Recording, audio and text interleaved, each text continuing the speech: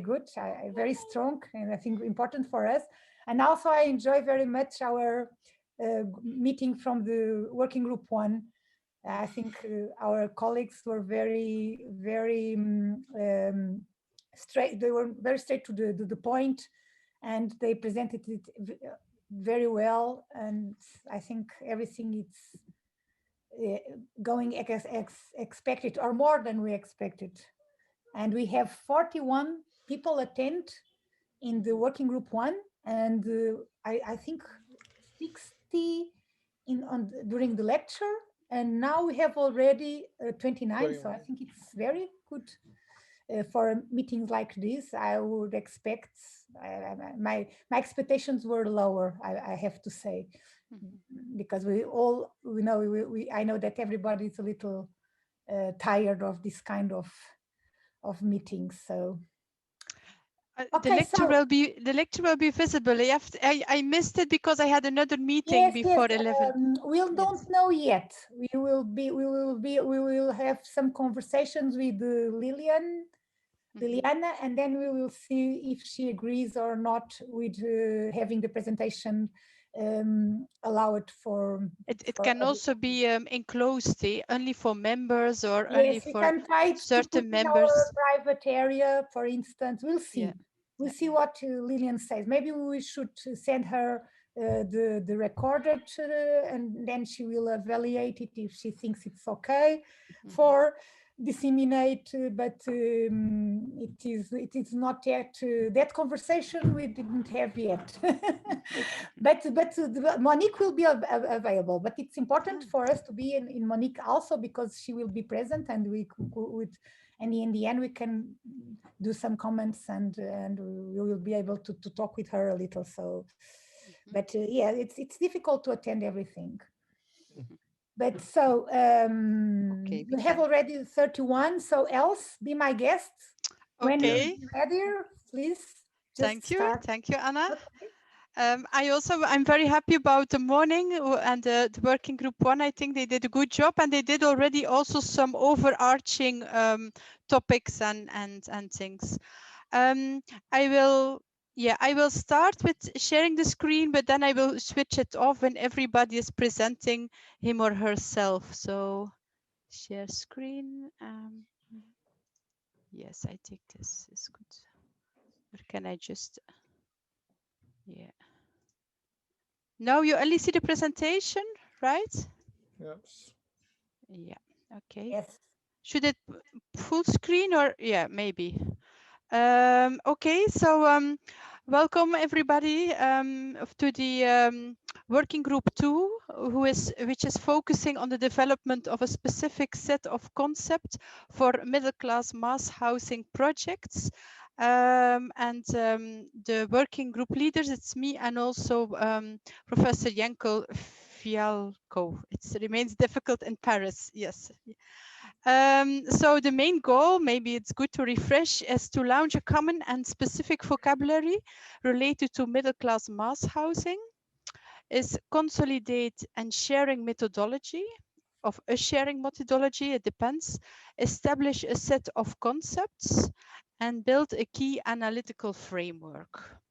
And maybe in the process that we are now, we can maybe add building also a reference list of projects throughout Europe, so that if you want to study housing in one of the countries, you immediately have a list of bibliographical references that are key papers for that country. I think this is an important thing, and maybe it's more realistic than one shared methodology, because, well, we'll come back on that later, probably. But yeah, the purpose is to allow a scientific and rigorous comparative studies involving all partner countries. What we do today, so the program, we start with a short introduction of the work group 2 members. Then we look to the task and deliverables of our working group, and more specific, the templates. Then to as so far we were mainly talking and describing with words, references, and so on. We decided to include pictures to make it more visible, the material we are working on, and maybe also to help to define and sharpen the definition of middle class housing and middle class mass housing. Then we also have as for a presentation that Alessandra will give on the general template of cost. She did already in working group 1, but I think it's good that the working group 2 members also have the presentation, and also that they can reflect on if the template needs certain elements to include or adapt and so on. And then we have time for discussion and also to see what are the next steps. So, but for first of all, a short introduction of the members. We are with 33 members so far, not the core group of all the other working groups and Anna and so included. And I listed our last member, Nevina Novakovic from Bosnia-Herzegovina, as she was the last one to be added. And here you have a screen of all the names of all the members that are included. And I especially projected in order that if somebody who's now following this workshop and doesn't see his or her name, that they can mention it to me so that we can add it, because yeah, we have mailing lists, we have the official website, and sometimes those two doesn't correspond with each other. So if there is somebody who says I'm a member but not on the list, please let us know. Okay, well then I will stop sharing this and then I come back. Can I interrupt? Just I'm very sorry, but I am worried I could have made a mistake into the folder because I wanted to add a photo. I don't see anymore the other photo. I am so sorry. Oh, I don't know if it's not a someone who problem. can... I must say I just had the same. I don't know what happened. Was it Friday or so or Thursday? I posted my images and now I look back to pick it up and it was gone. So there happened something. I don't know No, what. but Maybe I don't know if I erased the other people. If it was just mine, it's okay. But I erased other people two. photo, I think. Ah, okay. Yes, I saw that the map. Yeah, my images were disappeared. So we will have. So I thought, okay, maybe then everybody can share an image, and we will have to recollect them again. I have seen that it was gone, and yeah, I didn't know. I thought it's a reorganization, perhaps, of the general website or so. Or you can ask the people to put them again. I apologize with everyone. Okay. So. Okay, thank you. That's very kind, Alessandra, to say. All right, then maybe I can go to full screen or leave this for a moment. Stop sharing, pause sharing. So yeah, it's gone in now, the presentation. Maybe Jankel as work group leader, maybe it's nice that you start with presenting yourself. Yes, I'm Jankel Fijalkov. I'm from Paris. As I had the idea of the pictures because pictures tells you a story, and I think that behind the pictures there is a story, and with this kind of story we can explain what we mean by mass housing and middle class mass housing. So I think it will be a very good strategy indeed. I hope we will see. Okay, then I will just follow the order of my screen. So then, Ejiti, you are the first one. Hi, good afternoon. I'm Thomas Egedi from Budapest. I work for the Geography Institute of the Academy of Sciences, and I'm an urban geographer. And my special interests are in the field of high-rise housing estates in Hungary and Budapest, and also urban regeneration issues. Thank you. Okay. Gaia, You were on the list, I saw. So if you want. Yes, just okay. Well, I'm Gaia Caramellino. I am assistant professor at Politecnico di Milano, and I am, well, I was not able to upload the images, but I will do it. And in the last year, also with some colleague, Filippo De Pieri, who I don't know is here, we worked on methodologies and strategies in the writing of housing, neighborhood, and complexes, with a special focus on the study of middle class housing in Italy between the 50s and the 70s. Thank you. I saw the very interesting lecture you gave recently for KU Leuven. I saw you. I say hi in the minute, but yes, you did at the end. it. It was really an interesting day, a day full of lectures of several countries. It was interesting, very diverse perspectives. Yes, that's true. Yes. Then I see Zana, but I'm not sure if you are on the list. Zana Stefanovic. Hello. Hello. I'm Dr. Zana Stefanovic. I came from Institute of National Importance of Institute of National Science of Vinča. It's a big title.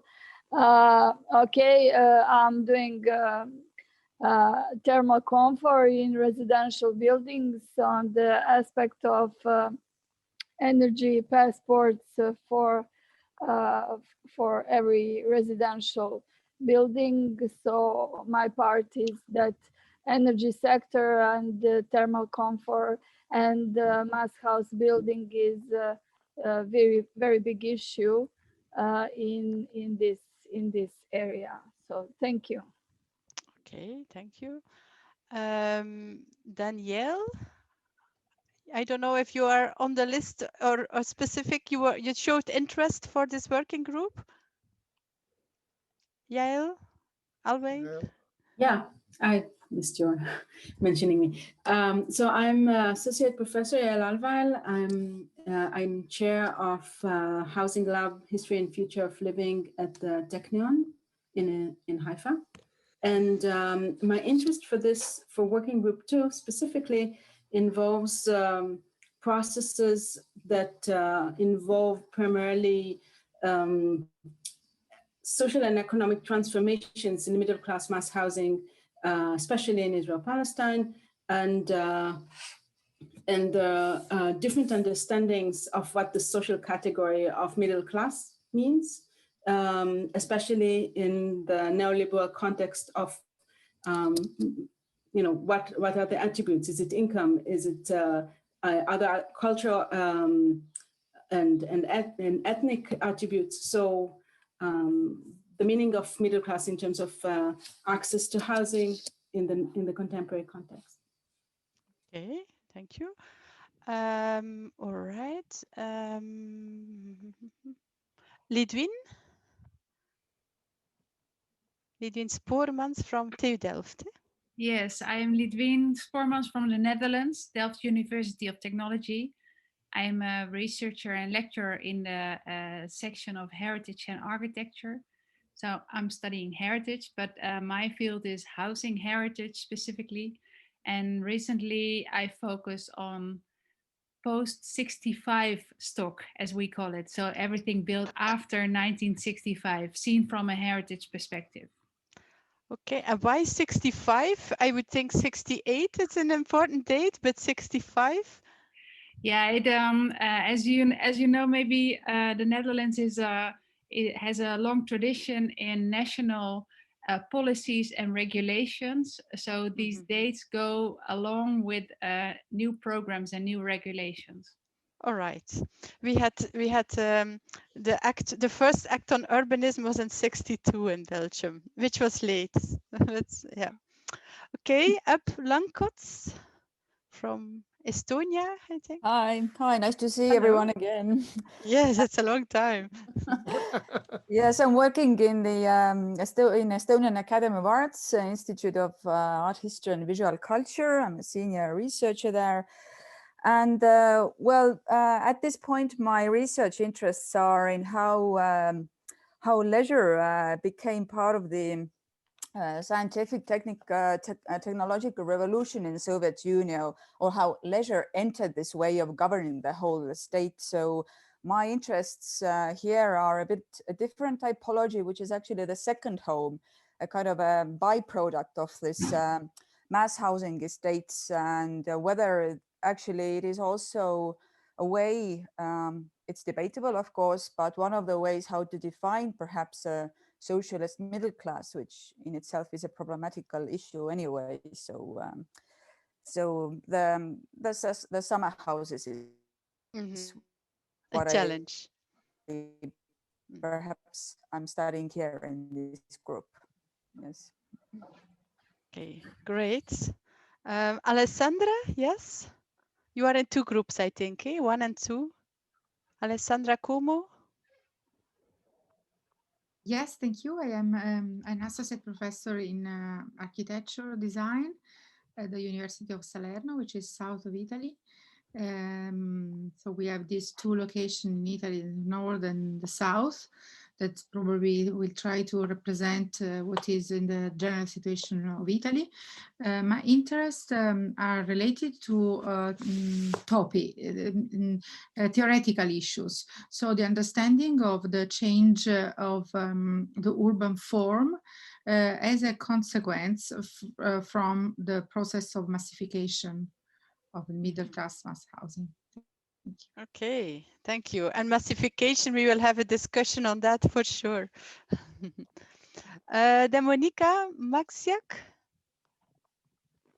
if I pronounce well. Monika, Yes, Monika. yes, the name is easy. Maybe the surname is worse, but hello everybody again. I'm working in as an assistant professor at Białystok University Technology in Poland in housing design studio. And so I mostly focus in all my work, both research and teaching on housing. In previous my works, I was focused mostly on senior housing, like nursery homes and so on. And right now I focused on mass housing, but still in the subject of old people. So my main interest is adaptability and accessibility of previous mass housing, but also like friendly mass housing, future friendly mass housing criteria. But I have to say that more I'm getting the knowledge and studying the mass housing, I'm more and more open to other subjects, also architectural form, which was changing in a time, and integration of residents, social aspects. So I have to say, the more I'm working on this, the subject of my work is expiring a bit. Mm-hmm. Yeah, it's a broad and interdisciplinary topic anyhow, Yes. Housing, it's really, yes. And Maria Dremete, you, Marisha, Hello. I have to say. Yeah, I don't know. Maria, yeah, Maria, it's pronounced Maria, only spelled. Nice to see you all again. Yeah, it's really, Same, really yes. glad. And I'm online, glad who had thought that when we were yeah. in Haifa? Yeah. So my topic, I'm architectural historian at Vilnius University in Lithuania, and my topic is also, it was already mentioned, the middle class issue in socialist regimes and in state socialism countries. And I research not only mass housing in this regard, but also alternatives to mass housing, and how can we define the class issue in housing in state socialist countries. So that's the topic. Okay, thank you. Dan Nevina Novakovic. Thank you. Hi, everyone. My name is Nevina, and I come from Bosnia and Herzegovina. Actually, I was present at the first, I think it's called kickoff meeting in Brussels, but I missed your interesting meeting in Haifa, so somehow I'm late with information what's going on in the working group too. I'm an architect and assistant professor at the University of Banja Luka in Bosnia and Herzegovina. I teach urban design, but topics of my research are concerned with urban form theory and history during the 20th century. And what I like to learn is from shifting from different scales. So basically looking to urban form from a metropolitan and landscape view to really small scale view. So the middle class housing are somewhere in between, and something I researched for my PhD. And I would say that topics that Alexandra Koma mentioned are very familiar to me as well. Thank you. I really enjoyed the Ljiljana Blagojević this morning. It was wonderful lecture, and everything else I heard from Working Group 1 was really interesting and informative. I hope I will see you all soon in live. Thank you. You're welcome. Yes, I don't know, Jasna Mariotti, are you on the list? No, actually, I was about to mention this, that I'm a member of this work group, but I'm not on the list. All right. So I can also send an email after as a reminder. So I'm new to this. It's the first time that I meet everybody. I guess this online platform enabled this to happen. I was not able to come to Haifa. But it's great to meet everyone. I'm a lecturer in architecture at Queen's University Belfast. And my research deals with two themes. The first one is a link between urban history, planning, and architecture in the 20th and the 21st century, where I look into the especially production of space during socialism and post-socialism.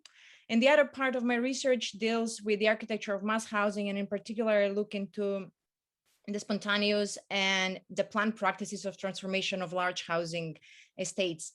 Here at Queen's, I also run a research group on the architecture of mass housing. Okay, great. Thank you. Good that you could make it this time. And then Katarzyna from Poland. A difficult surname. Yes, I have a difficult name and surname as well. Katarzyna Szczepańska. Nice to see you again. I work at WSB University in Poland. I'm economist, so my interests are connected with economic and social issues connected with society transformation, and also this is connected with also with mass housing. So economic issue is my main interest of this process. Thank you. Thank you. Laura Nicolaou, you also later joined, eh? I'm sorry, I was on mute. Lovely to see you all. I'm working at the Frederick University in Cyprus, undergraduate in architecture, and I'm teaching within the theory classes and studio within the third year that focuses on urban design. Now, the latest focus of my research is on affordable housing, which brought me into this issue of the transformations of the refugee housing built in 1974, various typologies and forms integrated in the city fabric in very, very different ways. So with one of my students, we're going back in order to trace in a way the new transformations which are relating to the kind of cultural landscape that people came from in many, many ways, because what that period did is transfer populations from a village to the city with a completely different pattern of work and living. Okay, so now in this very moderate housing, a lot of these transformations are imprinting in many, many ways. These two shifts, the one is from an agriculture to a service society, the particular shift, and the other has to do, of course, with the changes from a working class to a middle class population as they were settled in the particular areas. So this is what I'm looking on at the moment, is actually these kind of urban transformations, similarly to the ones that the lecture this morning was talking about. Okay, thank you.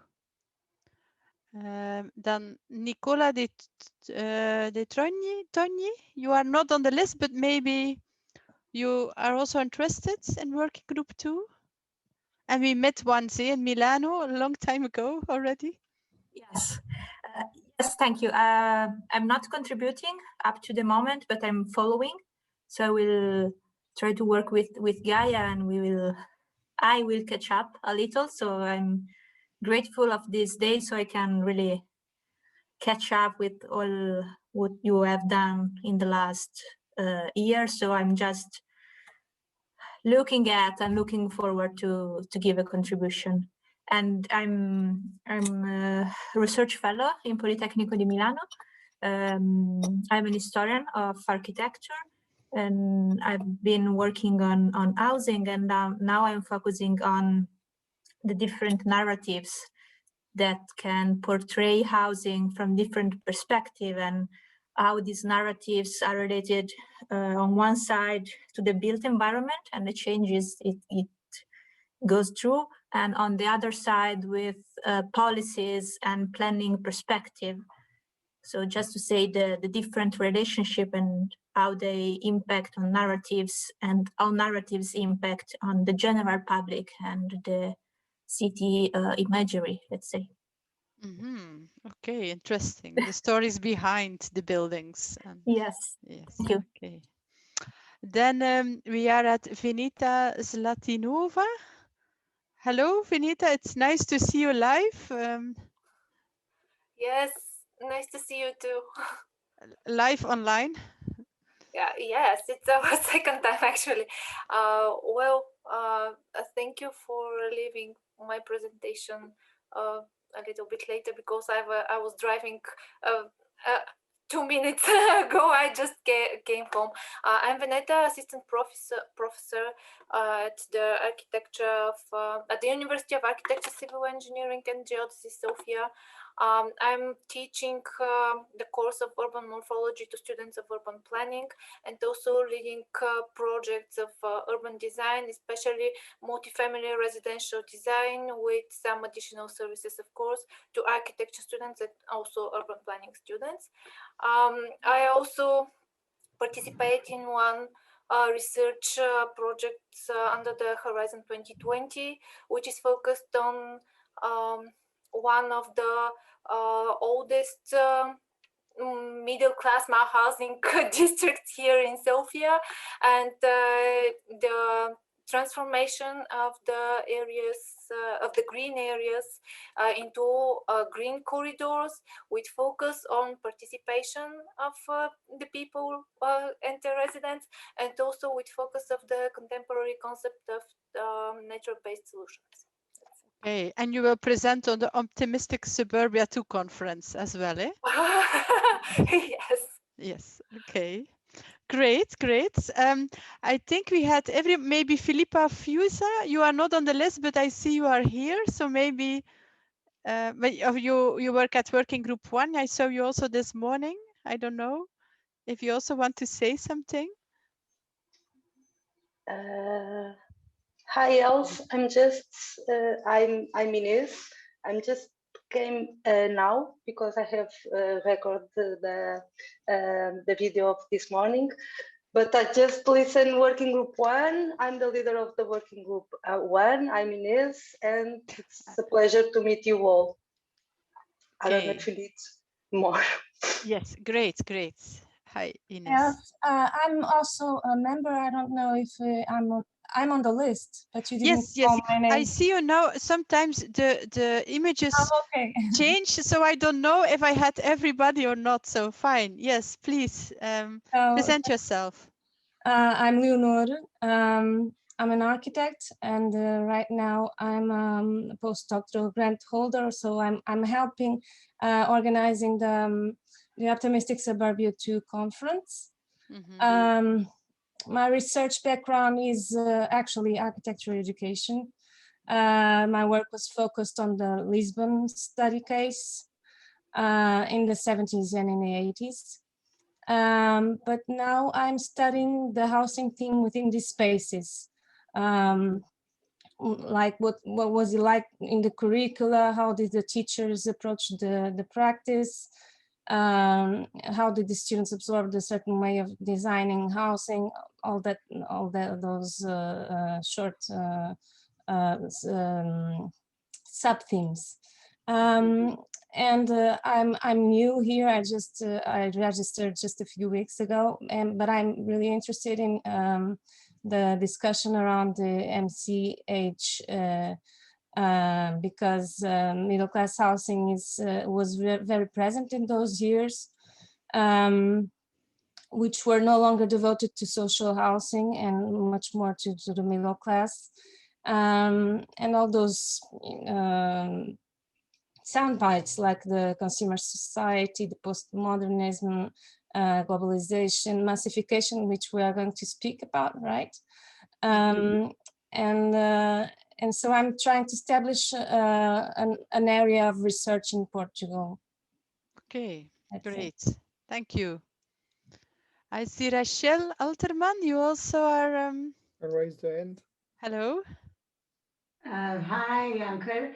I'm Rochelle Alterman from the Technion in Israel. Okay. I missed the launching conference. I was abroad, but I did manage to host some people at my home just after the conference ended.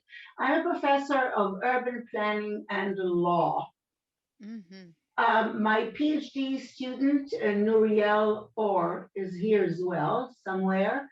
And I'm not sure which of the working groups is most suitable. At the moment, we are listed in work group 3 simply because that was the most convenient time to present our paper tomorrow. My interest in this group my interest always is a linkage between law and, in this case, it's the type of tenure, the property rights, and housing. Mass housing is extremely important. The tenure is under-researched always. And it affects a lot of things. Mass housing in rental is different from mass housing in cooperative. It's different from mass housing in condominiums. It's different from mass housing in single ownership. And across countries, there are always differences with the same legal tool. So you tell us, tomorrow we'll be presenting about the relationship between condominiums and urban regeneration of mass housing. Okay, that's great. I only have to warn the people that it are parallel sessions. So Yes, if you are presenting in session 3, working group 3, in that session, yeah, it will be hard, of course, as we have also 3 presentations in working group 2. So no, I wasn't soliciting an audience. I'm consulting which of the 3 working, and I'm interested in all of them.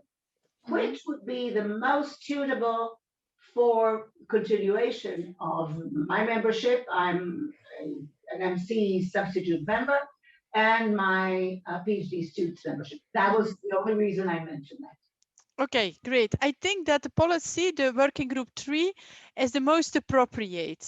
I think so. Great. But of course, you are welcome, and we try to make links between the working groups. So as you will see, I will present soon. We don't have already a file of Israel, so you are for sure welcome to complete. Maybe you can work with 3 together or so to make reference lists, bibliographic reference lists. Will you have recorded sessions which can be circulated? I don't know. Anna maybe can tell. I'm not recording, but perhaps I'm not organizing it technically. Yes, it's possible. I can do that if you want. Too late. We have it's a good question. We are recording all these sessions, but not the parallel ones, because we ask people to send pre-recorded, eventually pre-recorded presentations, but we will try to figure out how to do it, because now listening to Raquel, it seems to us that it would be also important for the other members who are not able to attend all the parallel sessions to just to know what it's going on and the subjects were deleted and so on the website, the pre-recorded session. Yes. Someone to record it, because it seems to me now that it will be important task to do it. It will be tomorrow. We asked for pre-recorded sessions, but some people will present live. So I already warn you for that. Yes, I know. Some people, myself, I will present on live with Leonor. So it's okay. We'll try to record it. Thank you for remember us. Okay. Okay. So I think we have everybody now. Yes, I realized I forgot to present myself. I'm from the University of Antwerp. From education, I'm an engineering architect who did a master in urban studies, but at the moment I'm chairing the interior architecture program in Antwerp. So the idea of several scales, I'm familiar with them. And I did a PhD on home culture in Belgium, Flanders, and I did it from an ideological perspective. So class perspective, but also ideological, socialist, Catholics, middle class, they all had their own ideas on living, and it resulted in several ways of housing, and also interiors, and also sometimes urban models. And that's where and now I'm more also looking to reuse of buildings. So that's the range I made. Okay, great. Then we can go to the next part. So I will again share the presentation. Yes, that should be this one. Share. Okay, you can see it? Yes. Yes, okay, perfect. Yes, so, okay, if you are not on the list, mention or send a mail. We have already one who was not on the list. Okay, so we asked, we made a template and asked to classify and to gather literature on several approaches to study middle-class mass housing, from an urban landscape analysis, an architectural historical analysis, a building constructive angle, a sustainability approach, a home culture interiors approach, a social, ethnographical and anthropological analysis, but we even can add construction perspective, economic perspective, and so on. And then all the templates we have so far, you can find them in the internal map on working group 2. So the link, it was in the email I sent you, but you see it also here at the top. If you follow that link, you have to log in, and then you can find the map with the templates 3 February, that are the templates we gathered. And then there is also a map with images of middle-class mass housing that we will use soon. And I see there are some papers there too that are standing there for your information.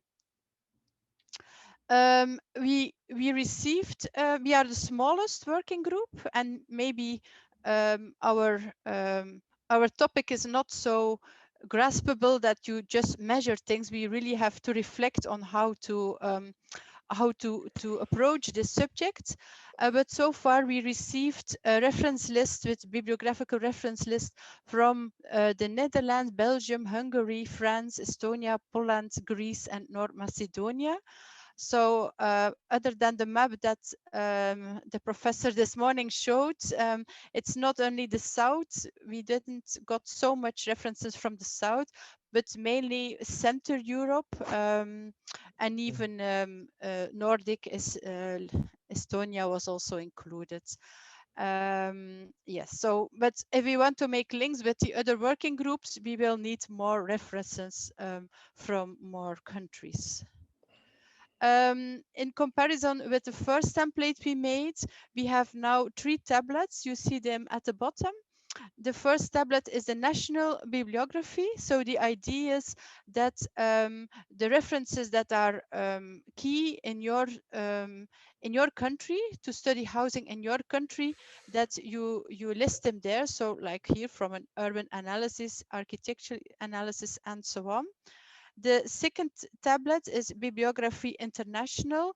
So that is literature that is inspiring, but not necessarily dealing with your country. It can be studies on other countries that are inspiring for their way of approaching a certain topic. And then the last one, it's numbers. So not with cases, but with numbers, in which we trying to find how much percentage, for example, was social housing, private or rental housing, home ownership, cooperatives, apartments, detached housing, attached housing, and so on. And also to know something about the age of the housing stock. Yeah, so we mostly focus on post-war housing. We thought also that was the focus of the cost action, but we saw this morning that there were also case studies from before and even also later. We made a list of the what was complete and not. So there were some of Greece and Poland. We missed the international bibliography. Of course, the most important is the national references, but if you have inspiring international bibliography, please add these. Yeah. Then the analysis in working group 1, they did already analysis of the content. I must say that was part of the research that Vinita Slatinova would do in the framework of the STSM action. That's, yeah, because of COVID, you know, that is postponed. However, this morning they talked about maybe a digital STSM. So perhaps that research can continue, but then in another form.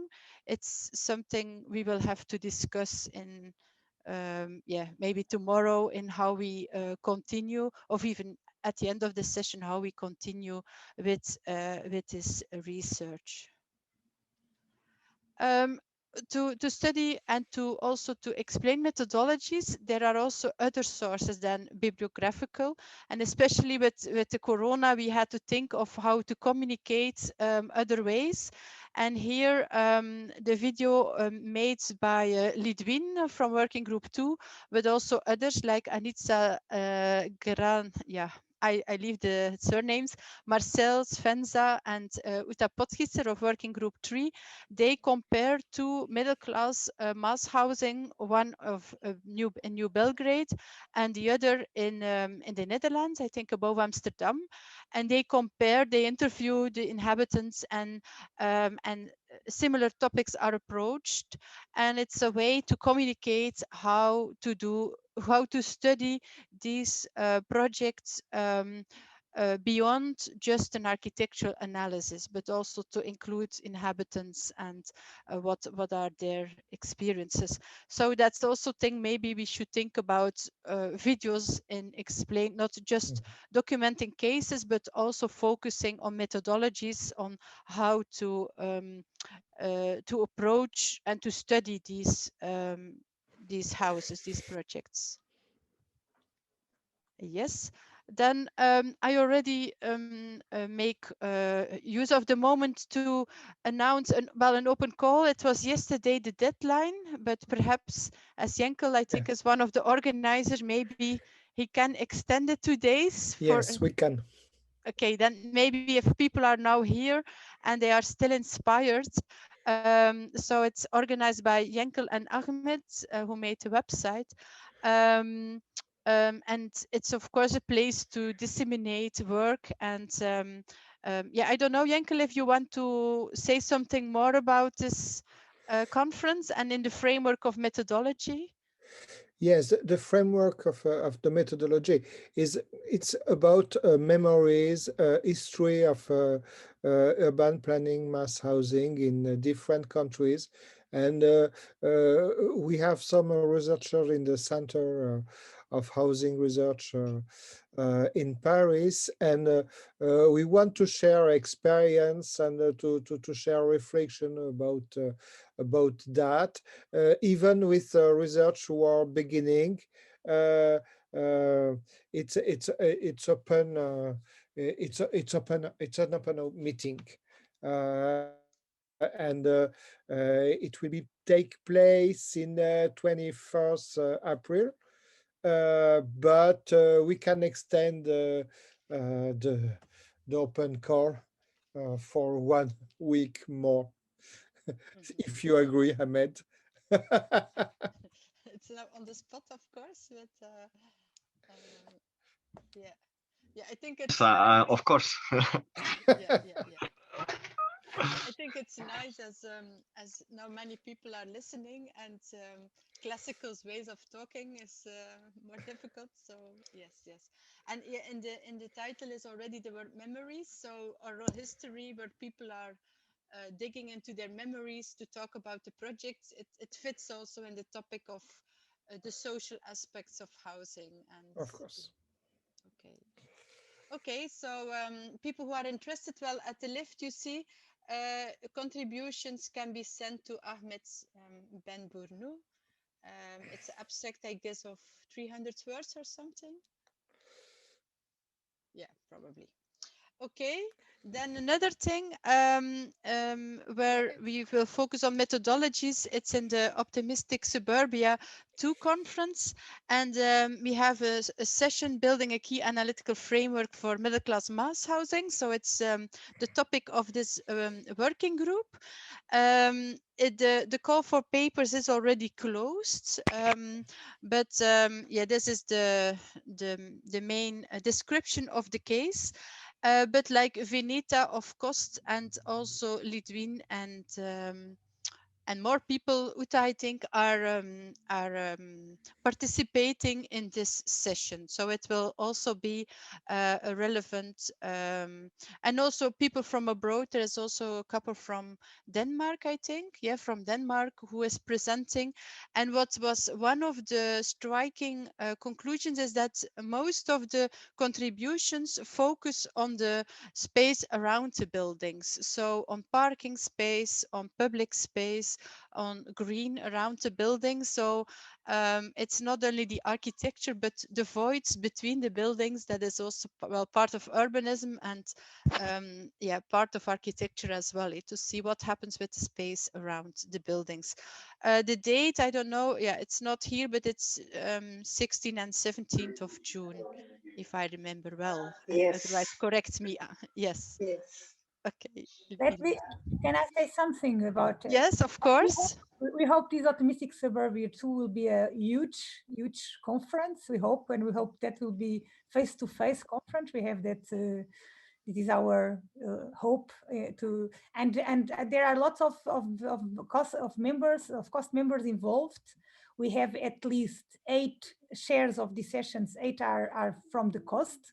4 of them are MCM members, but the other 4 are members of the cost. So we have the cost involved in different layers. And we have a lot of participation also from cost members who are going to present papers here. And of course, we are open to make other cost initiatives in the scope of this conference, if possible. And of course, also we encourage people to not only our members, but people who are going to present, if to make a proposal for ETC, for instance, ETC grant for conference or early career grants. Also, we are open to support people who would like to come to Lisbon in June. So we hope will be an opportunity to see you all here in Lisbon. Okay, great. And I think you were also looking for videos, wasn't it? Like you cannot do a traditional tour, but with videos in which housing projects are visited can also be shown. Yes, we launch in our YouTube channel. We are always, I must have to say it again here, because we will say it only in the MCM meeting. We have the call open for videos for all the thematic issues from all the free working groups, for people who want to make videos in different formats, interviews. We will talk about it. We have some of our videos already are hits. Good. So we invite people to present more proposals to do that videos, but in the specific scope of the optimistic suburbia, we would like to make some virtual visits, since it's impossible or will be not so easier to organize on-site visit. So we were able to, we would like to really to encourage people to do this kind of more field trip, online field trip proposals if they want. But please go to our site, because we are always open a call for videos in all the formats that we can imagine, and we are studying ways of supporting the production of that videos. Great. Yeah, we should have 7 videos in May of our students. So I hope, I cross my fingers, but okay, we'll see what happens. Yes, great. Okay. Yes, and then that's a general question already to all the members. How do they find other initiatives, summer schools, workshops? There were in the last meeting in Haifa, there were initiatives to organize a kind of, was it now summer school or master class? I don't know the term anymore. Like Maria Drimete, you intended to organize something, but of course, because of COVID, the plans were cancelled. So, but perhaps we have to think about these things in our discussion at the end of this session. Yeah, it's possible maybe for the next year, for the next. Yes. We who have knows? we still keep those ideas. Yeah. Okay, great. Yes. Okay, and then I don't know what the timing. Yeah, I think we are good with the timing. The members were asked for today to present 2 pictures to find an answer on the question how to define middle-class mass housing from different perspectives. We have seen this morning that in the analysis of the cases, there is a big diversity in scale, in scale density in the air, but also horizontal density. So how would you, which pictures do present for you middle class housing, and which mass housing, and which middle class mass housing? The title of this session. And to kick off, I start with the images I put in the map actually, but they are in the folder, but they are gone. We know that something happens with our folder, but anyhow we see. So if they should ask me explain how does middle class housing in Belgium looks like, I would think about this kind of houses. It's maybe a little bit, you have smaller ones too, but I would think about a detached single family house, saddleback roofed, maybe flat roof nowadays, you see it more, for freestanding one family, something like that. If you ask me middle class mass housing in framework of this project, I would, for example, show you the image on the right. It's the Bist in Antwerp, and it's existing of 3 blocks, so high rise, and it was privately developed. However, reflecting on the images, if you would ask me mass housing, then probably I would come with this picture, for example, and that it's the Luchtbal in Antwerp, built at the end of the 50s. That is for me mass housing in Belgium in scale, but officially this is public housing. So it's towers, single towers, and long the long blocks at the bottom. But middle class mass housing for me, then it's privately developed. It's not public housing, and the Bist in Antwerp then is an example. But so from what was interesting for the Belgian case is that middle class and middle class mass housing, it's not necessarily the same. So that's my start, I would say. And now I invite everybody to show his or her picture. I can go to the folder, but there happens something with the folder. So we can see what we can still find there.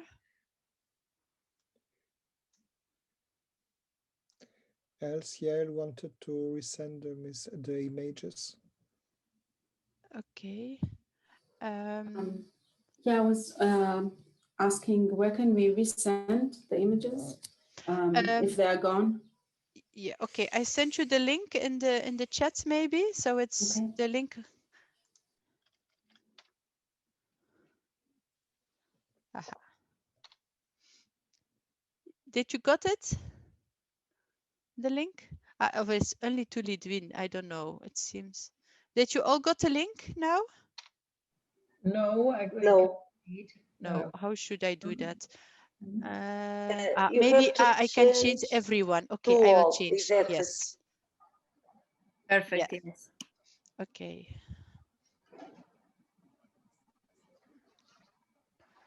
And then I can maybe share screen again, but this time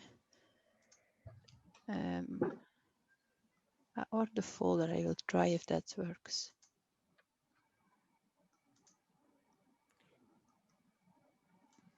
There used to be two folders. I had made a folder with middle class housing and one with middle class mass housing, but the one of middle class housing disappeared. So we only have one folder now.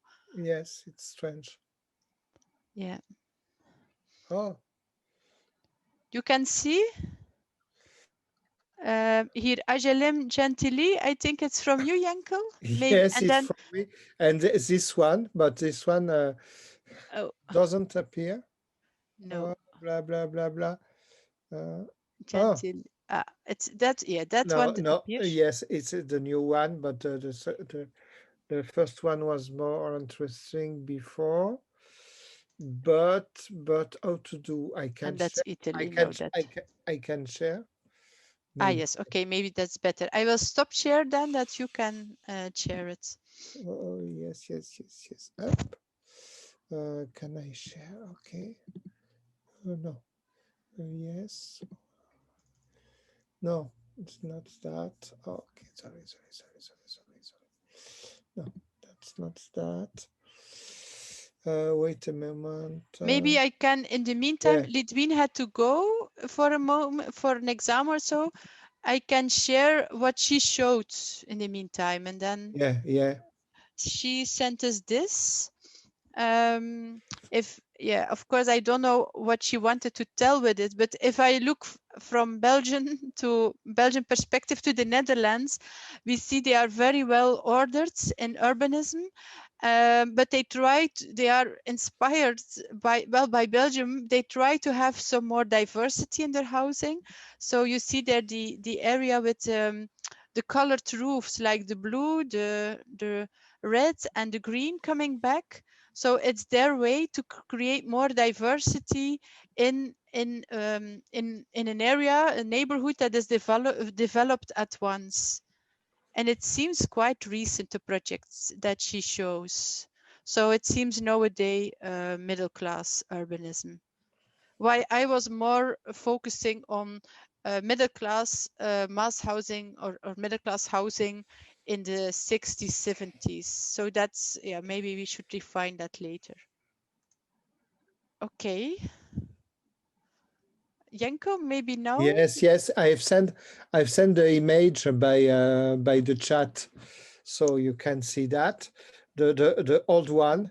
The old one, I like this kind of image because it represents the construction of social housing, transit housing in a whole district of Paris.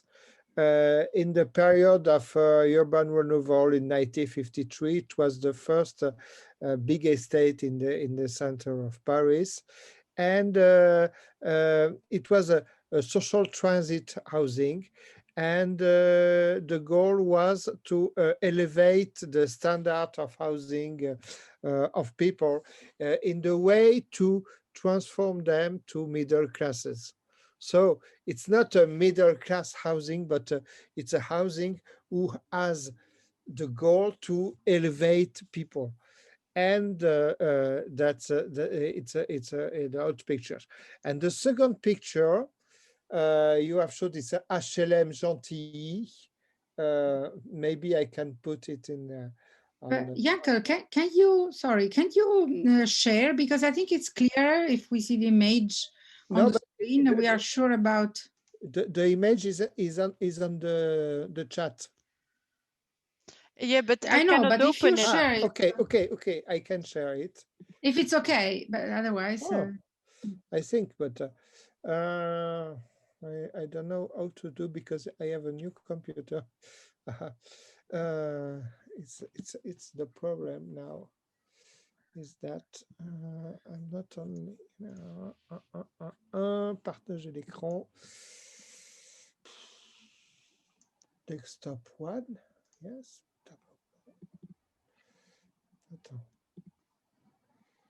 No, I can't. Janko, if it helps, I can share and yes, you can share the image maybe. Okay, just give me a minute.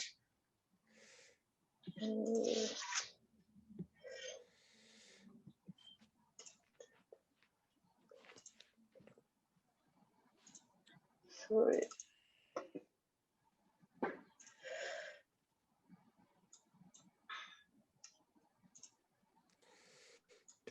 Tap.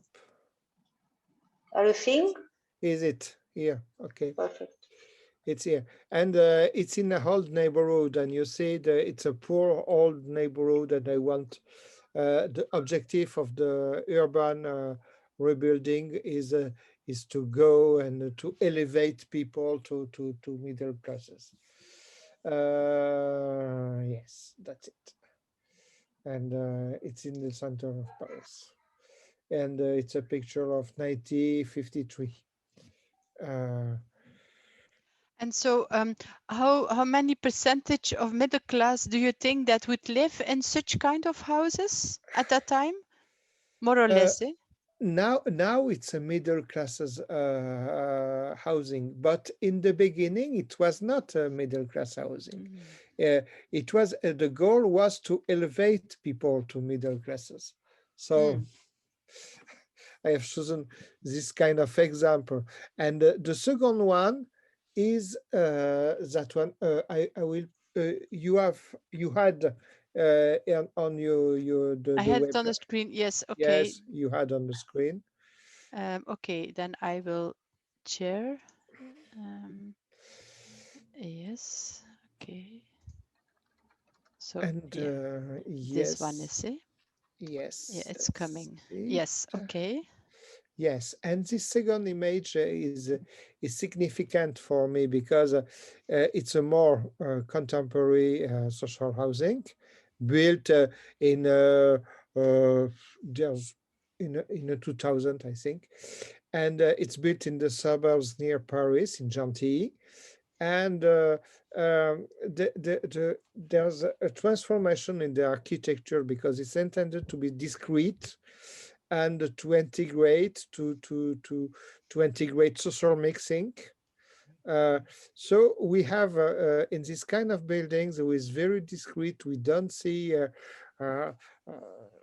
that it's labeled social housing, and there is a good image of this kind of housing, and yes, it's a new typology, I think. And tomorrow morning we will explain more in the video we have done with Sandra in comparison with Lisbon, and with Clara, how it's linked with the question of middle classes. Yeah, and I was wondering, so you have shown 2 social housing projects that are reconverted or that are, well, or that are meant for elevation, but what about projects that were built for middle classes? How do they look like? It depends. I've shown social housing, but you can find also private housing, developers private housing, and it will be very near that this kind of building, for example. And we have also in France the mix and the association between a private developer and social housing, and we are dealing with this kind of architecture also. Okay. Okay, let's then have a look to the images that became from Italy. There was also an image. Yes, I think for the mistake that it is me, but the other image was not, I mean, disappeared. So I don't know if it is better if I do the, can I do the sharing? So I show the two together. Okay, yeah? Fine. I will do stop sharing then. Were there more people like Hungary? Did they post images? Or do you want thought to they start were. with others?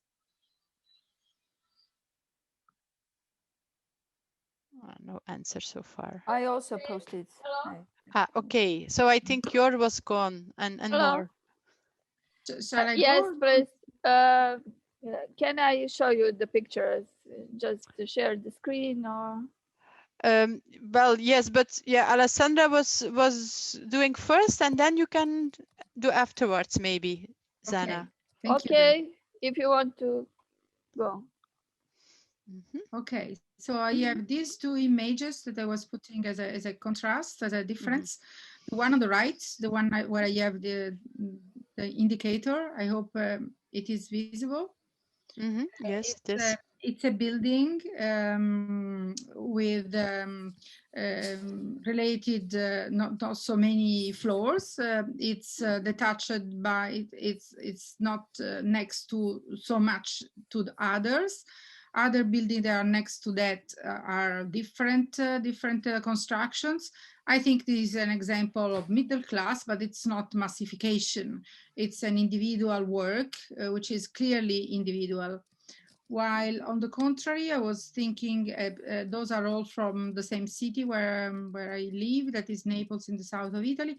This one, on the contrary, also if I have, you can see here different kind of buildings, and they are built also from different enterprise, different architects. There are a few important, other not particularly, but they all, most of them, that you can see continuity, they were built in the same years, occupying completely the space. And there are some probably are not completely visible here. They are nearly completely attached one to the other. So for me, this is a type of massification of mass housing, middle class mass housing. Also, if each one is a separate work. So I was giving as an example to say that I think this is individual, but this is also individual, but it's massification. This was the idea to express the massification in Italy, in this part of Italy. This was related to the boom, or the so-called boom of the 60s, where there was a lot of possibilities of building, and also a lot of economic interests were involved. And there is a famous film called Mani sulla città, Hands Over the City, by a famous director, Rosi, who expressed this spoiling of the urban, and this is within the historic part of the city, a total transformation in very little time. Okay, probably I can stop sharing. Okay, interesting. You call it single, but it's not single in the sense that it's one house. It's still a block with several houses there. So no, sorry, it's a block, but each block is not particularly tall, in the sense that if I would see one of these block by itself, like 6 floors, would be not by itself a mass housing, would be like a building, average size of building. But because they were all together, they become mass, I think. Yeah, but even for us, to Belgian norms, one such a block of 6 floors, it's already mass housing. Yes, if I mean single houses, I mean really single for one family. Yeah. I understand that there is a difference in that for countries. Scale. Yeah. In the sense that, of course, this type of building would be not mass locally. That's what I'm saying. okay, of course, this is the situation. Yes, Yeah, yes. thank you. Okay, thank you. And maybe now, Zana, you also had your pictures. Yes. Hello. Well, I can share the screen.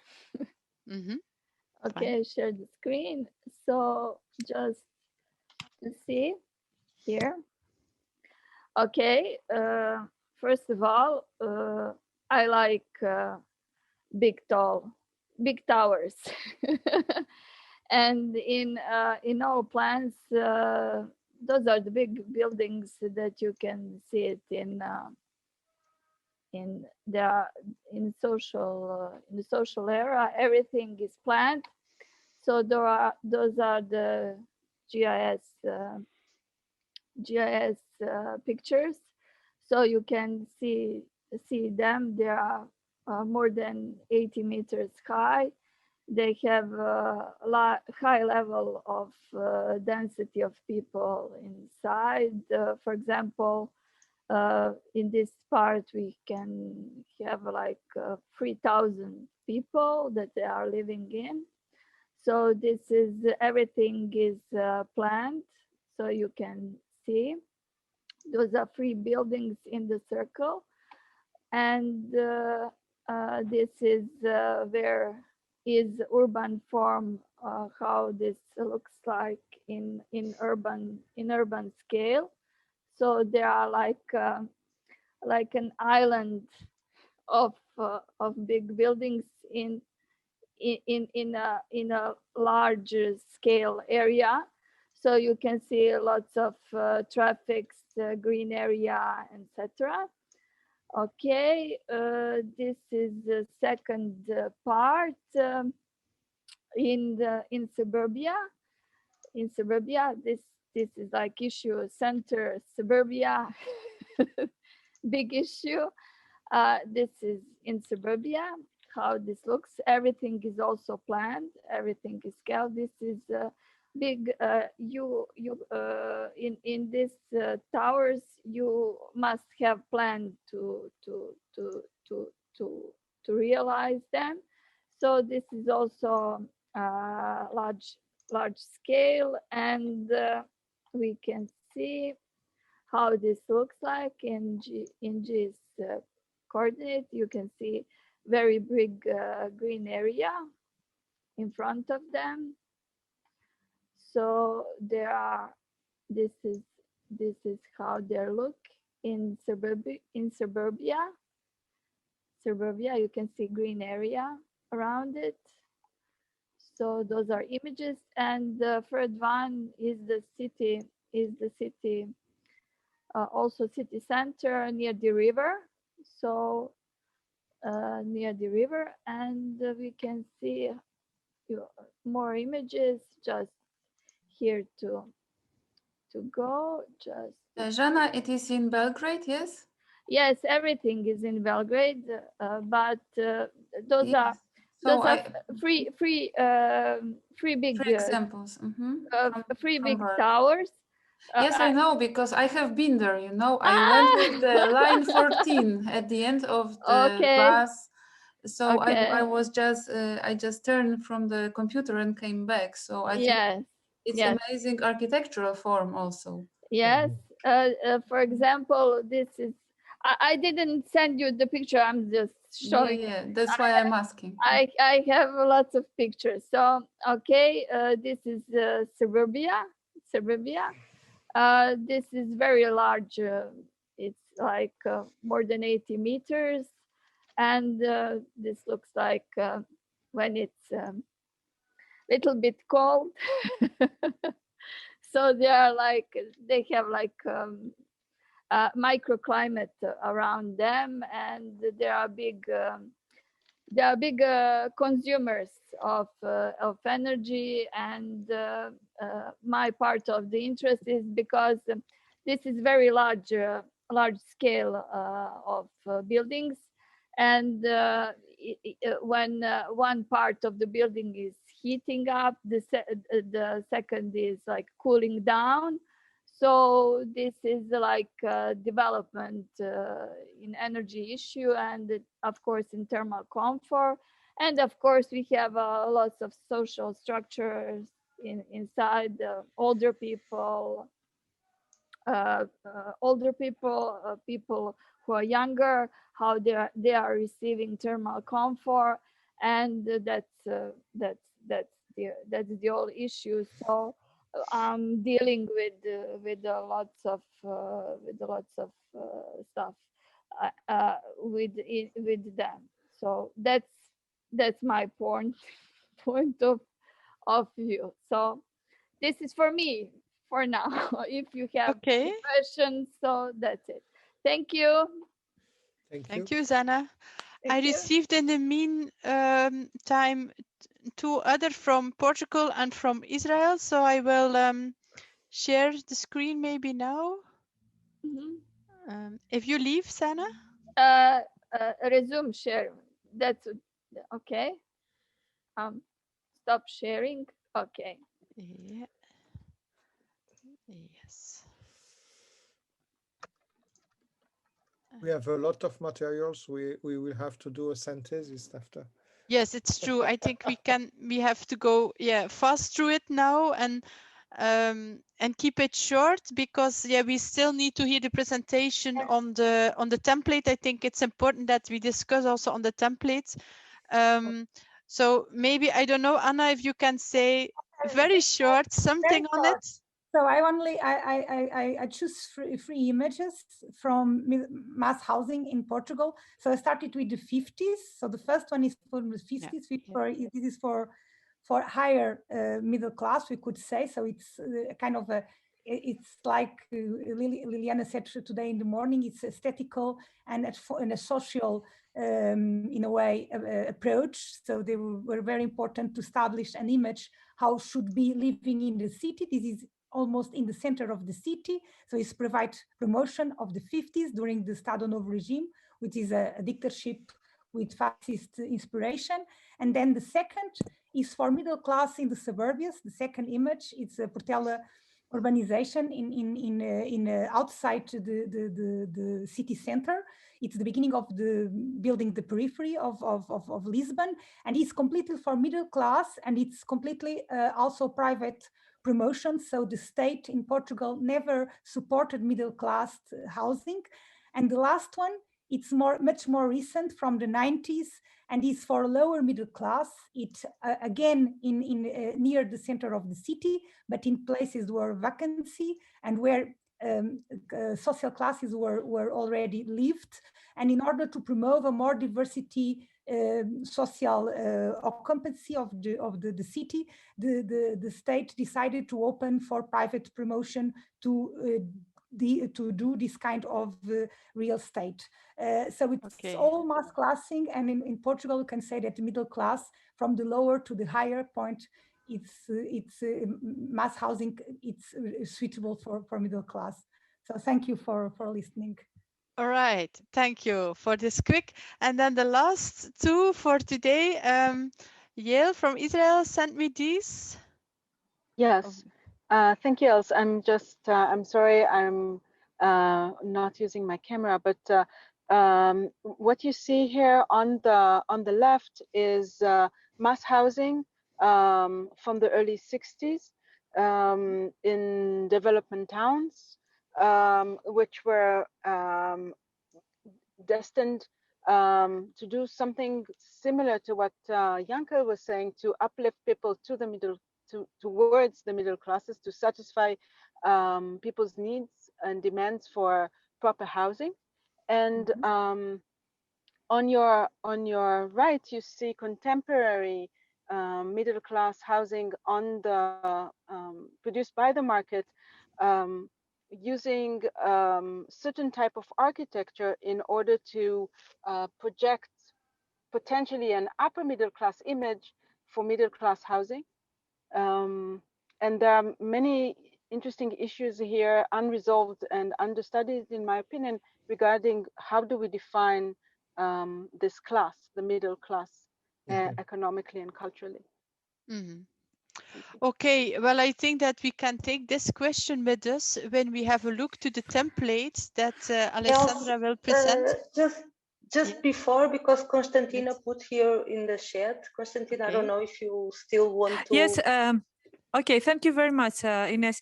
I just wanted to make a quick comment, if I may. I just realized from the morning group also, I'm in working group 1 also, that in order to establish a comparative framework, we need to really add input regarding time span. For instance, I have only put the images in the templates we made. I have only put examples from the 70s, 80s.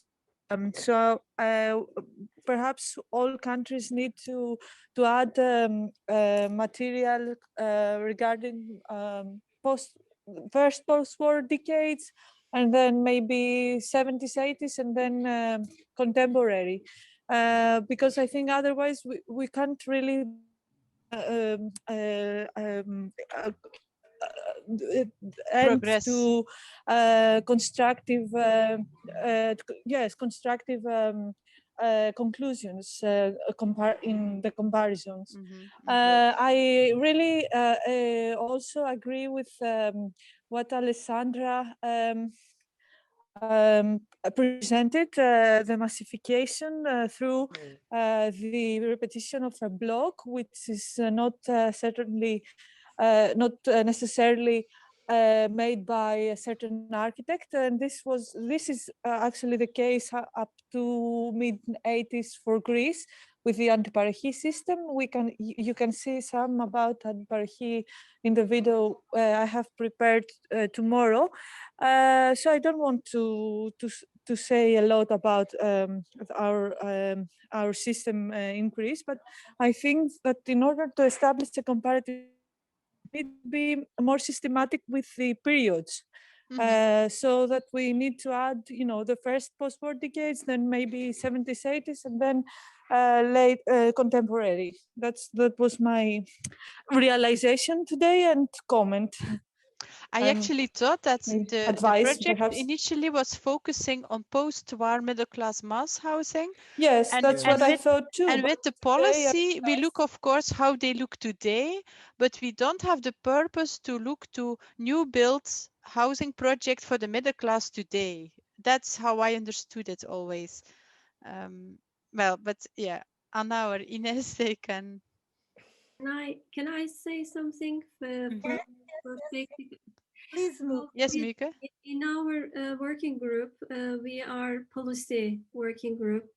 Today we will explain our approach. We try to develop a temporal approach, because I agree with Constantina, because every period has got its own specific conditions and specific definition of middle class, and the outcome in terms of physical, architectural, special layout, organization, and so on and so forth. That's why we thought that it's much better to put the policy, middle class mass housing policy, in a temporal perspective.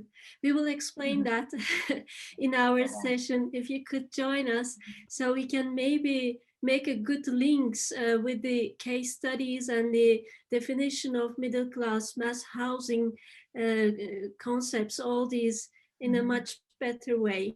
Thank you. Oh, thank you, Muga, for this. Unfortunately, I have another meeting, and then I can come back at 6 o'clock again. But yeah, I will miss it. But maybe Jankel can stay. I don't know. Yes, I will a bit. I have a meeting at 5, and I come back at 6. Yes. I just want to add that, yes, in our initial idea was to study the post-war neighborhoods for middle class. But of course, then the working groups, they just have these own ideas, and they just develop it. And we thought that the contemporary examples could also help us to frame this post-war production. So I think it's, in a way, the working groups should define their temporary frame if they want to define it in a more restrict way, or if they want to open. So at this point, I think we are open to all the suggestions that we find, that the working groups find important to approach. Sorry, Anna, if I may add another quick comment. Also, maybe we need to also define whether we are talking about the middle class today, or, for instance, Jankel made a comment close to this. He said that there was the first picture he showed. He said that it was a picture, it was a sim that was made in order to construct the middle class in a way. Yes. So we are not talking about a building complex that was made for the middle class, but was made to build the middle class, which is very interesting concept, and I'm into it in a way. So I think that these are also questions we need to clarify, whether we are talking about, you know, complexes that used to be lived by the middle class and now they are lived by other classes, or and stuff like that. And I think I think this is a nice bridge to the template, because there these things are discussed. Yes, so that's why I would like to go to that now, and that we can come back to that discussion in order to have time that we have that we have seen everything. Else, maybe I can also share what I prepared with my screen, because it's very in connection with this, because actually in Poland it was the same, that we wanted to create the middle class, and I just prepared exactly this kind of example. Maybe I will just take half of the minute and show it for you, maybe with not some specific explanation. I don't know if you see the screen. But we had huge buildings for middle class, but it's an example in Warsaw. It's called Sady Żoliborskie, and they tried to create some very good surrounding, when you had lots of light spaces for children, some commercial functions, and how you see it's very human scale. And it was like they were trying to create this middle class and divide it from the working class. Bringing this standardization, and I also prepared the other slide comparing to something completely new, what was just finished, and it's like the first example was like high rising this middle class, creating better standard, and right now is like lowering the standard by creating density, which is huge. It's in Krakow and it's made just right now. So this middle class is right now pushed down actually. But the first example is in this topic of creating the good standard and creating this middle class actually. So I'm stopping my presentation. I just want to say that it's examples like this that make us sometimes to think that we should frame until nowadays, because we are talking about, you know, neighborhoods that evolved in time, and they are nowadays occupied by different populations and different communities. So we are always looking nowadays, even if we are looking to the past. So that's why I think we should debate the frame, of course, if you agree with that. Okay, so else, sorry. Yeah, no problem, no problem. I want to give the word now to Alessandra and to the template she made. And there, the similar discussions will come up on the question, what is middle class? What is mass housing? What is, mass? Is it in height? Is it in horizontal? And is it nowadays the inhabitants now or the inhabitants in the past? And I can add, we had in Belgium social housing that was also, it was more expensive when it was made, that in the end it were middle class people who lived there. So I think in every country you can find such examples, and in the template I think we should be able to frame to make that clear, that the comparison is the right one. So Alessandra, feel free to share, and And maybe if you present, focus on the second working group. Yeah, so short on the other and more elaborate on the second. I was just saying that, Alessandra, I'm here if you need me. And just go straight to the points of the working group 2. And by the end of the day, I will send the template for all of you.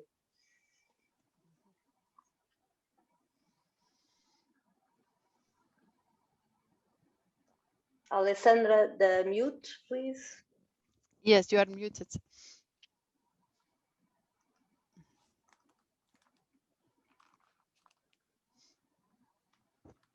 Alessandra, you are unmute. Yes, sorry.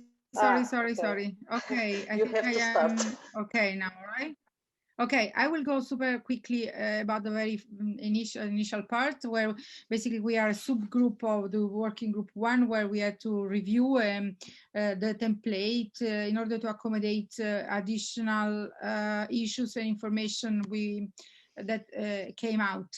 The goal was to create a connection among the 3 groups, so that the template could actually become a form for a case study for everyone. And of course, there were the need of additional information, and most important, probably the clarification of what are the issues that made this case study to be chosen by the author, and then some other additional information. And what we wanted to clarify and understand more is exactly all these topics that came out, so an understanding, a questioning, a way to defining better and make a comparison among countries about middle class and mass housing, which are of course the most important topic of our work, our research. And so this is the template we organized, and where you see the 3 colors is because the 3 parts are more related to the working group 1, blue, 2 yellow, and red for the 3. But of course, the author is in charge for filling everything. But the parts, the section would be more related to the the single group literature. And those special buttons with the round rectangle with the round corner are actually like buttons or links that could open up toward literature, other folders, or that would be related to specifically to the example, to the case study. Now, what you see on the blue part, I will go more quickly, but it's all the cataloging. And the most important that I want to say is the one on the left, the synopsis, so the information about the specificity of the case study as a middle-class mass housing example in relation to different issues, historical, geographical, urban, design, and landscape-oriented. And we thought that the author should summarize the main reason and aspects of interest. Why did you select the case study? You see here some general information, and on the right some more links to add extra and additional information, like other images, archive, connection, and so on. Within this section, we also have informative data and descriptive parts regarding urban space, typology, dwelling, living environment, including energy. And it is here also that we have a specificity for space for the typology. We included a different kind of typology that in each condition can be selected. So you can see from the detached house, the building block, tower, slab, and so on. This is the first part. The second part, where I would stay a bit more so that is more related to the group 2, is this yellow part is informative part regarding middle class and mass housing. Regarding middle class, we thought that it was necessary necessary to define who were the original dweller and the current dweller. And if we talk about occupants, we talk about owners or tenants. And the problem is, how can we define parameters for all the countries? We know that there could be possibilities for each country to define a middle class, but how can we compare then the middle class of a country with another country? We thought that probably it is specifically people, probably sociologists, economists from the group 2 that can help to define this issue. We wrote in European opinion for this case study, which could be the elements that would prove the existence of a middle class housing project. If the original dwellers changed, why do you think this process occurred? How we could measure middle class by parameters, income or other? And that's now certain elements are, as you can see, still open issues that should be defined later on. The second issue, very important, is the mass housing. For the mass housing, certainly a parameter is the density, but as you also from this case, how can we define density for all countries? Exactly before we saw that, for example, my example of a building of like 7 floors, it is considered big for Belgium, it's not big for Italy, but it is important to define a way so that we can actually make a relationship. And this relationship probably is not related to the density itself, but it's also related a relationship between density and the urban form. Regarding the mass housing, we thought that it was necessary to point out the process of massification. Now, I would like to make this note and this reflection that was important for us, that when we wrote, we added the information to the template, is that the mass housing process is actually different from the typology of the intervention.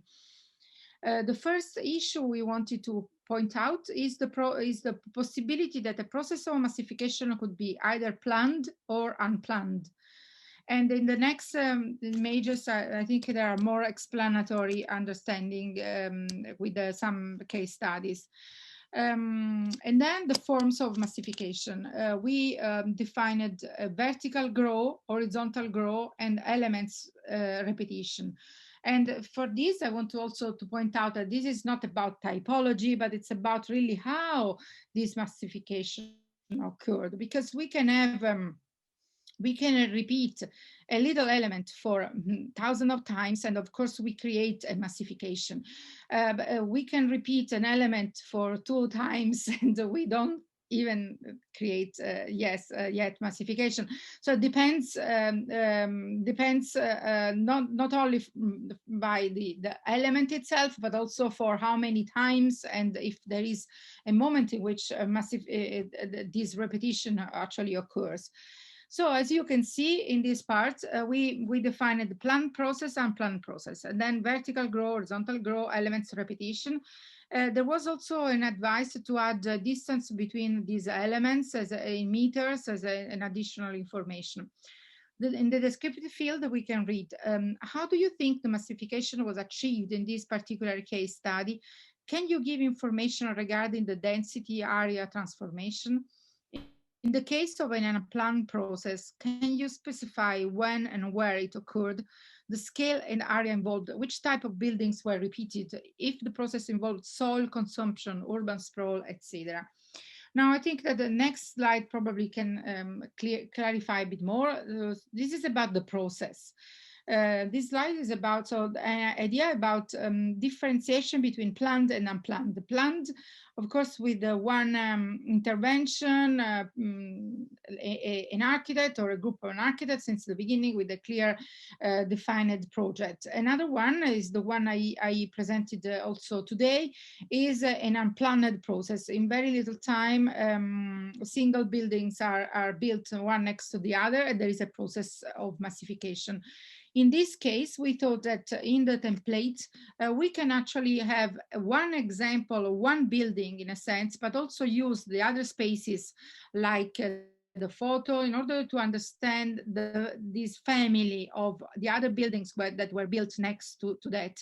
In this way, we actually consider the form of massification, because what would be we thought the big risk of not taking into account some consideration like not only about Italy, but we saw, for example, also Greece and other situations in which there could be the risk of explaining and having case study about some case studies that would not be representative of the main transformation processes that occurred in a certain city or country. And this is the reason of this introduction. And about forms of massification, we have the vertical grow, the horizontal grow, and the elements repetition. Of course, there is the idea that not necessarily we have only one or the other. So there could be the situation in which we have, for example, vertical grow and elements repetition, horizontal grow and elements repetition, or even the more complicated altogether, all the three: vertical, element repetition, and horizontal grow. This we thought was important to define these differences, because it's sometimes the typology is not enough, because we could have a little element, but then having this massification that has to be explained, for example, with the repetition that otherwise would be not told, not said. And the third part is the working group 3. We have in relation with the public policies, the conservation and the transformation, and a link with this intervention. And then there are additional issues. There are some open buttons, we can say open links, where if we have interviews and videos, energy issues, some information that not necessarily all the case studies have, we can add these other these parts. And also the open issues. What are the main problems which could be faced to improve the building and or site condition? The last part is this round part, that round link, the atlas issue. Now, this is very important because this will be like the link to what it will be the atlas that we have to construct. And the atlas will represent the middle class mass housing in Europe, and all our case studies will, from this template, will inform the atlas. We thought that in a second moment it would be important to talk about which data, which information, which analytics, but also qualitative information should be considered and linked as different categories in order to construct these the connections or differences and make the narrative of the atlas. I also thought that there could be the possibility of involving people that are also specific for working on visualization of data, but we probably will discuss, I don't know about that in another moment. Now, this is the final, so the template as in all the parts I explained. What was the request to everyone was these three things. Like the first is to have a feedback, and of course from the specific parts, and there are still lack of the need of parameters in specificity with the middle class and the density. And then the second issue is the relationship among groups. So the question we wanted to point out is, are the case studies that we have representative of the main processes that we think are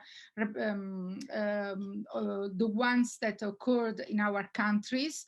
If not, of course, we need different case studies. So it's not only a matter of how many we have, but specifically of what they tell about the massification process. Probably it's both quantity and content. So quantity also enters, but it's very important to understand if they cover all the situations. And how can we create this link with the working group works? If this link opens up to a specific folder or to the general folder where everything is inserted.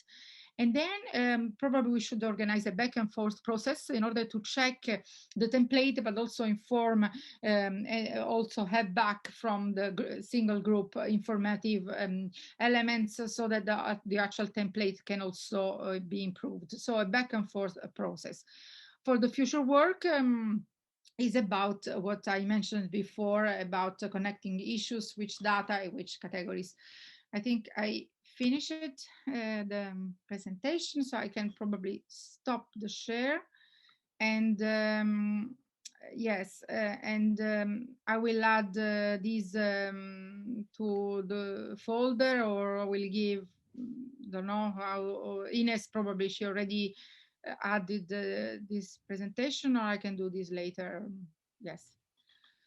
Thank you, Alessandra. I must say I like a lot how you find ways to define middle-class mass housing in architectural terms.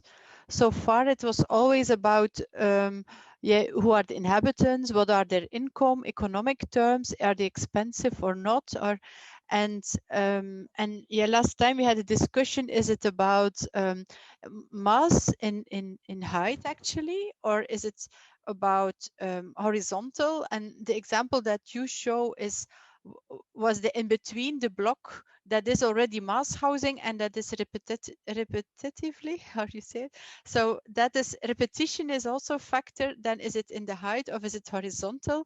And when it's low dense and horizontal, it's actually suburbanism. And then it's more a planning issue. And when it's in the height, it's more related to what the initial goal was of this project. But with horizontal and vertical and repetition, I think you can frame them all with these parameters. So I think that is a strong thing, if you ask me. Such a great news, Els. Well, yes, well, I know. Last time it seemed we were a bit free. It was like when it was Of course, we don't focus on suburbanism and planning as such, I think, but it's part of the case studies. So then another question is then if we have to make other cases. That was a discussion last time. So I'm not that far, but I'm far with I think the classification, and that is working well actually. Thank you so much. And I missed the first time. I missed the fine-tuned presentation. So that's also, now I see more why the way it is classified. But okay, the floor is to others. So please give your comments, the others of working group 2, what you think about the template. And I was also thinking, so far we only have references from a limited amount of countries. I showed them, I don't know, 6 or so, but the template doesn't necessarily needs them all. It's more, everybody of the case can also fill in the parameters. Yeah. I don't know if anyone wants to ask something. It's more important because Jenkel, otherwise, what you think, Jenkel? I would like to hear. Yes. And Benita also.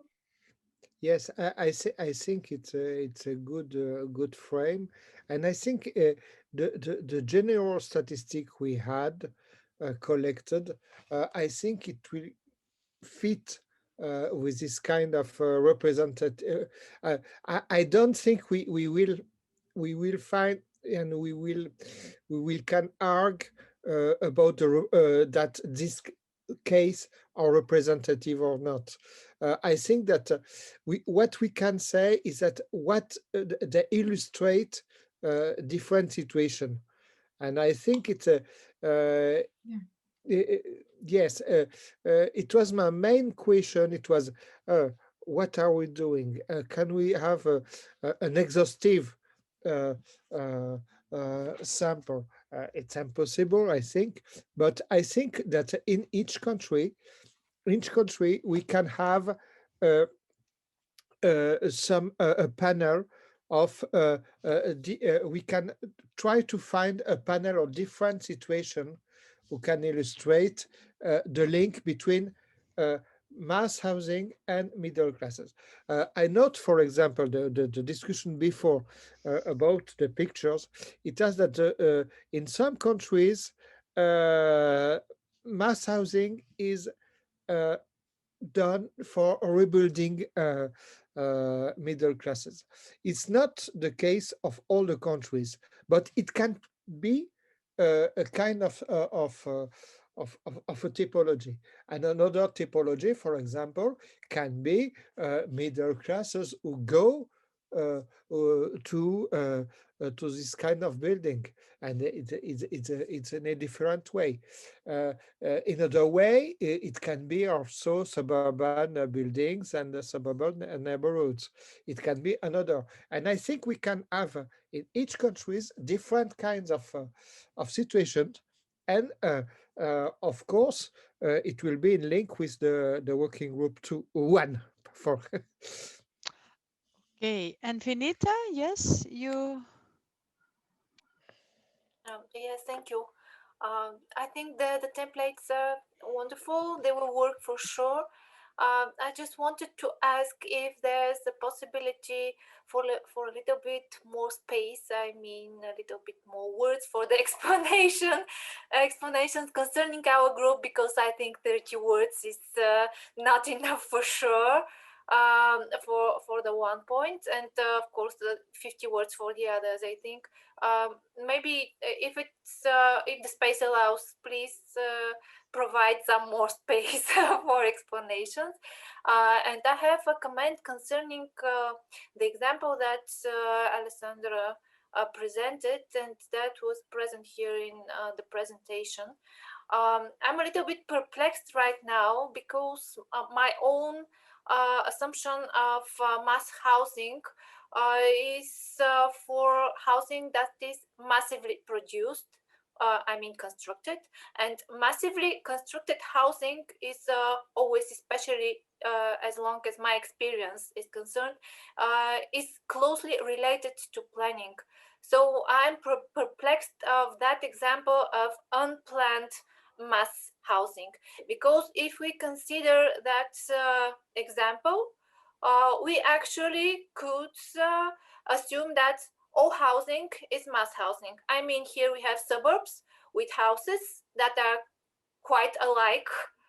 They are very similar, and they are built independently. Of course, they all are built under same regulations, so they're very familiar by the way they are built, but each house is built independently. That's why I don't think we should include this as an example. The same applies not only to single family housing. The same here could be applied to multifamily housing. It's very common in our country that we live in multifamily residential blocks. That is typical for not only for the middle class, but I think almost all classes live in in multifamily residential buildings. And if we see some of the contemporary examples of residential neighborhoods, of course we could see similar buildings. They are built under the same regulations, they are built under the same circumstances and the same context, and they are quite coherent. But this is not mass housing for me, because each building was built independently. So is it necessary that we include this as a type of mass housing? Yeah, very interesting. Yes, we had that very discussion before. That is a discussion we had before. Yes, I'm just answer the easy part. It's not so easy, but it's easier. to Veneta that we realize and we know that 50 words, 20, 30, 50, they are not enough to describe such difficult questions and issues. We know that. But then the template, we should all of us do effort, it's a resume, it's an abstract. So what we can do after and we should do, it's and for that it's so important the links. We can add other links. So we can have in your, I think it's the best work, link it with the working group 2. They are the group that are go deeper in this kind of concepts and literature reference, and it's very difficult to put all here. And for that, it's so important the links to the private area, to the folders that you decide. So, for instance, if we create a folder that says main descriptions, and we define that the descriptions can go to 4,000 words, we can get that material there, but it's impossible do it or put it in the template. I don't know if you agree. We can discuss later. About the other question, it's more complicated, but I have, for now, since we beginning discussed, of course, until before that, I only have the context of Portugal, so it's my constant, it's not universal, I already know. And for instance, taking on the Greek example, of the antiparoshi that you can see on the video, one of the videos, we realize how much is important in some countries, the project without architecture. They were developed by constructors and without planning. So for that, we thought and we insert this issue. But of course, I think we have to do, all of us, when we are selecting the case studies, we should have, and for that, we are the experts on this issue. So we have to think well in the selecting the case studies, because they couldn't be representative, as Janko said, but they must be representative for our issues. So maybe that will allow us, all of us, to decide which better case studies we want to present. So but it's more complicated than this. I don't know if Els or Alessandra wants to add something. It's 4 o'clock and I see people from the working group 3 coming up. So I think we should round up, and I have another meeting as well, I should say. So I think it's a thing we can long discuss about that. And I think that indeed each country should look, I think that in East European countries, mass was always more high-rise, more blocks, a bit like in Portugal. And I think there are some countries like Greece, or Belgium is also part of that. The majority of middle class is low-rise, and there the question pops up: what do you include or what not? Is it a thin border? And that's why the exercise with pictures, what is middle class and what is middle class mass housing, it can be two different things. And I think the project focuses on middle class mass houses, but maybe, well, it's with like an images project, we can make clear that maybe middle class is mainly something else in some countries, but in this project we focus on middle class mass housing. And then the definition of Alessandra with horizontal and vertical and repetition can help to explain what it then is, to describe it with an architectural terms. This issue of comprehensive construction is key, though, and it hasn't been answered. Do we stick to the fact that mass housing is something which is comprehensively built or not? Because that is going to be decisive. in Cyprus that excludes 80% of the housing, for example.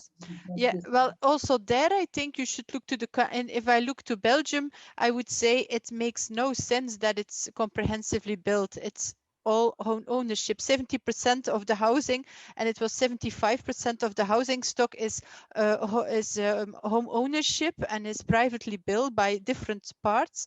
If I look to the Netherlands, there is much more by companies, and there it would make no sense to focus on the privately built houses that are there as well. So there I think each should be expert of his or her country, and the main purpose should be that we make to each other clear what we are showing and how important it is in mass in our country.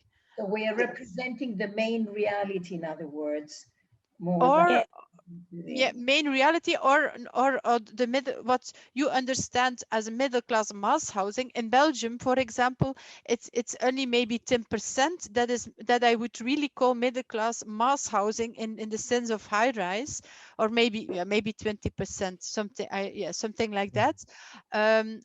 But then I think we should include maybe in working group 2 with the images and make clear, like, okay, 70% of middle class houses is like this, is low rise and so on.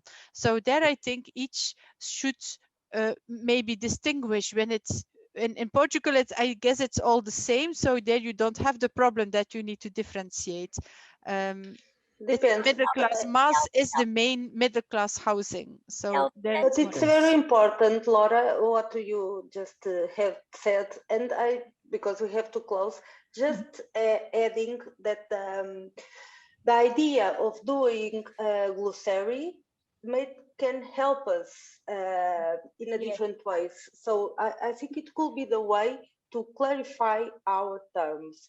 It couldn't be the university terms, but are hours of our action. And from that we can start to talk in the comparative way. I hope. Maybe we can now listen to working group 3, and then in the round table we should come back to this issue, because I think it's also very important for us, because of course we have historical backgrounds which are very different and which define our middle class today and also in the past. So maybe we could debate that in our roundtable if all the working group leaders agree with this possibility. And then we will move. We have only 10 minutes for a very, very short break, just to go to the toilet or something like that. And then we will start it again with working group 3. Okay, in the same in the same link. So don't hang up the link. Okay, so see you in 10 minutes. Okay. Thank you. And thank you all. Thank you all to the members as well. Bye. Thank you. Thank you. Bye.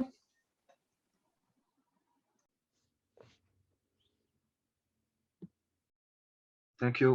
We will meet at the same link. Ahmed? Yes. When do we meet? We will meet at this session, at the same session. What time? At I don't know. In fact, it's already the time. So in 10 minutes. 15. 4:15. Yes. We will make a pause, a break of 10 minutes, and we will start in 10 minutes.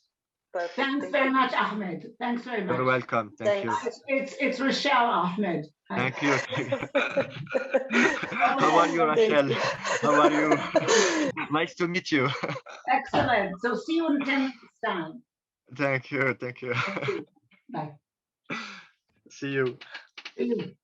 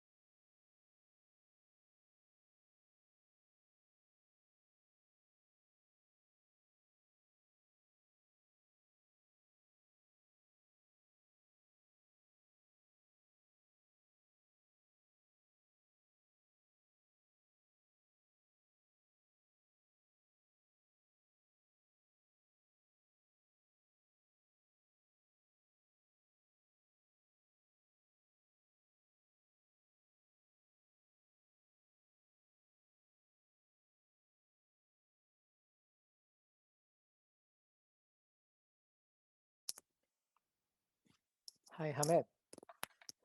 How are you? Mike. You are mute. One problem. Yes. Okay. So everything is going fine, more or less. Yes.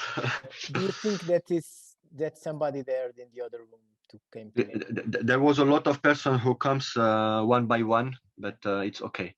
Okay, you're but now I can't stay in the first session because I have presentation in the working group 3 meeting. You tell me. Yeah. So, but I have to recording this thing because Bruno cannot be here. I'm gonna say if Ines could do it. My memory is full and I can't record. Sorry, Ahmed, Yeah? I was just listen. Yeah, I can record this one if you want.